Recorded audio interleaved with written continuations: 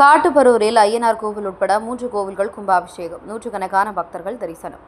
கடலூர் மாவட்டம் விருதாச்சலம் வட்டம் மங்கலம்பேட்டை அருகேயுள்ள காட்டுப்பரூர் கிராமத்தில் அருள்மிகு பிள்ளையார், பூரணி பொற்கலை சமேத ஐயனார் மற்றும் மகா மாரியம்மன் ஆகிய கோவில்கள் தனித்தனியாக அமைந்துள்ளன. இந்த 3 கோவில்களுக்குமான அஷ்டபந்தன மகா கும்பாபிஷேகம் வெகு விமரிசையாக நடைபெற்றது.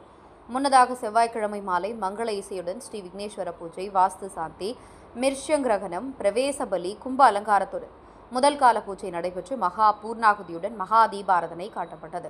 அதனைத் தொடர்ந்து நேற்று காலை 2ஆம் கால யாக பூஜை நடைபெற்றது. மகா பூர்ணாகுதி அடைந்து கடம் புறப்பாடு நடைபெற்றது. மங்கள வாத்தியங்கள் முழங்க சுந்தரமுருகன் குருக்கள் தலைமையிலான சிவாச்சாரியார்கள் அருள்மிகு பிள்ளையார், ஐயனார் மற்றும் மகா மாரியம்மன் கோவில்களில் கோபுர கலசங்களுக்கு புனித நீர் ஊற்ற மகா கும்பாபிஷேகம் நடைபெற்றது. அதனைத் தொடர்ந்து மூலவர் மற்றும் உற்சவர் சிலைகளுக்கு அஷ்டபந்தன கும்பாபிஷேகம் நடைபெற்று மகா தீபாரதனை காட்டப்பட்டது.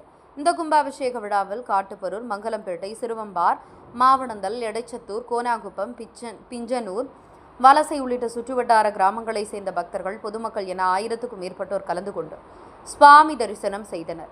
பின்னர் விழாவில் கலந்து கொண்ட பக்தர்களுக்கு அன்னதானம் வழங்கப்பட்டது. நேற்றிரவு சுவாமிகள் மீது விழா நடைபெற்றது.